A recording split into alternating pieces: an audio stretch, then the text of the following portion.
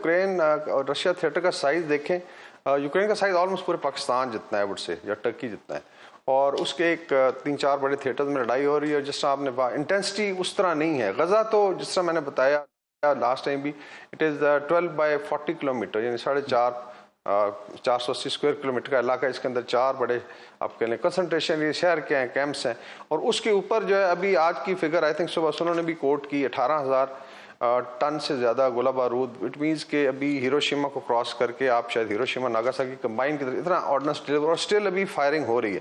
तो it means के concentrated area में जब 22 लाख लोग रहते हैं, आप इतनी इंटेंस बम्बार्डमेंट कर रहे हैं, तो इसका कोई कंपैरिजन नहीं I think in history of warfare. अभी आ जाते हैं जो डिप्लोमेटिक एफर्ट्स हैं, उसकी मेरे हिसाब में 2 रीजन हो सकती हैं। नंबर 1, दे हैव रियलाइज कि इजराइल ने जो ऑब्जेक्टिव अचीव करने थे मिलिटरीली वो नहीं कर सका, और इनकी लॉसेस भी हो रहे हैं, क्योंकि ग्राउंड फोर्सेस का भी इशू वही है कि इजराइल के पास 100% रेगुलर आर्मी नहीं है। ये कंस्क्रिप्ट्स होते हैं या ऑन कॉल सोल्जर्स होते हैं, लेट्स से कोई भी है, टीचर है, स्टूडेंट है, उसको ड्यूटी दी, ट्रेनिंग देते हैं, तो इरेगुलर सोल्जर्स हैं, और ये ज़्यादा अट्रॉसिटीज भी करते हैं या फिर सेटलर्स हैं। तो अभी अंदर घुस के टनल्स को क्लियर करना, इसके लिए स्पेशल ऑप्स की ज़रूरत है, और वो प्रॉब्ली वहाँ पे इनको काफ़ी मार पड़ रही है। The way Hamas has responded, और जिस तरह हिजबुल्लाह ने इनको एंगेज किया हुआ है, आई थिंक एक ये भी रीज़न है कि शायद उनको नज़र आ रहा है कि अगर आगे चलते हैं तो बहुत ज़्यादा कैजुअलिटीज़ होंगी। तो मे बी जो अभी आई थिंक एंटनी ब्लिंकन ने कहा सिग्निफिकेंट पॉज की ज़रूरत है in fighting to release captives in Gaza. तो बहाना तो वो है कि कैप्टिव्स का जो उनके हैं उनको निकालने के लिए, बट आई फील कि ये एक रीज़न हो सकती है। दूसरा ये है कि they would like to analyse जो डिप्लोमेटिक एफर्ट है, जिसमें कुछ ऑफर्स की गई हैं शायद हमास को बाय कतर और बाकी जो कंट्रीज़ हैं, कि उसमें कुछ ले दे करके। लेकिन इसमें सबसे बड़ा इशू नोशन ऑफ विक्ट्री का है, जी जी, कि फतह करार देना है, फातह करार देना इसराइल को, जो आई थिंक बड़ा मुश्किल है कि इंटरनेशनल कम्युनिटी इसको हजम करे, बिकॉज अभी 1 महीना होने वाला है। तो ये नोशन ऑफ विक्ट्री भी एक बहुत बड़ा इशू बन जाता है, क्योंकि इसराइल की प्रेस्टीज और दोबारा जो रोब है उसको कायम करना है अरब वर्ल्ड पे, जो आई थिंक डीबंक हो चुका है बड़ा बुरी तरह। अच्छा, ये बताइएगा, लेकिन अभी आई थिंक जो इस पूरे तमाम मामले में ईरान और हिजबुल्लाह का काफ़ी जिक्र हो रहा है, तो आप ये बताइए कि ईरान और हिजबुल्लाह जो है वो क्या चाहेंगे, वो क्या चाह रहे हैं?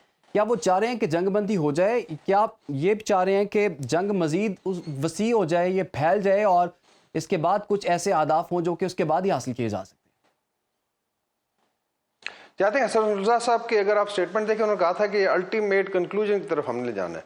So what ever participation, declaration of war अगर आप कह रहे हैं फॉर्मली क्या, लेकिन एंगेज तो हैं, और ये साइड की अभी हमने हल की तरफ जाना है, तो इस मीन के एक मैक्सिमलिस्ट आप कह लें मिशन है, और उसके अंदर डेफिनेटली कोऑर्डिनेशन है। फिर आपके ग्रुप्स हैं, लाइक हम मेंशन करते रहे हैं, कताब हिजबुल्लाह इराक में, और फिर साउथ में अंसारुल्लाह है। सो ये एक्सेस ऑफ रेजिस्टेंस कहलाता है। कोई इसको माने ना माने, पूरे यूरोप में, वेस्ट में ये बात की जाती है, और शायद इनकी कोऑर्डिनेशन भी है। सो मोस्ट प्रॉब्ली वो समझते हैं कि दिस इज द टाइम कि आप डिस्पाइट लॉसेज, डिस्पाइट जितनी शहादतें हुई हैं, डिस्ट्रक्शन हुई है, it can be moved to a political objective of achieving at least a compromised Palestinian state with Al-Quds al-Sharif as its capital। तो वो उस तरफ बेसिकली भी एक पोजीशन है। इसराइल कहता है जी कि हम इसको स्मैश करना चाहते हैं, कोई सरेंडर नहीं, बिकॉज अगर यहाँ पे ख़त्म होती है लड़ाई और स्टेटस को आ जाता है, इसका मतलब Israel has lost the war, और नोशन ऑफ विक्ट्री पूरा नहीं होता, जो आई थिंक बहुत बड़ा प्रेस्टीज पॉइंट होगा।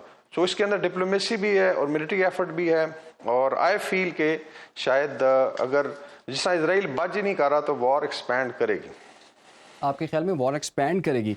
अच्छा सर, 2 रियासती हल के मुतालिक बड़े लोग कह रहे हैं कि जी 2 रियासती हल ही वाकई इसका हल है। आपके ख्याल में क्या वाकई ये जो है सलूशन ये 2 रियासती हल ही है, या फिर आपको नज़र आ रहा है कि फ़लस्तीनी और इसराइली इनकी दोनों की जो नस्लें हैं वो आइंदा भी लड़ती रहेंगी ऐसे ही? इसमें हिस्टोरिकली तो ऐसे ही है कि इसमें कॉन्फ्लिक्ट रहा है, लेकिन जैसे उस दिन जिक्र हुआ कि इसमें 3 बड़ी जंगें हो चुकी हैं। 48 की लड़ाई है, 67, 73 में अरब कंट्रीज इन्वॉल्व थे, फिर फ़लस्तीनियों ने खुद लड़ा है।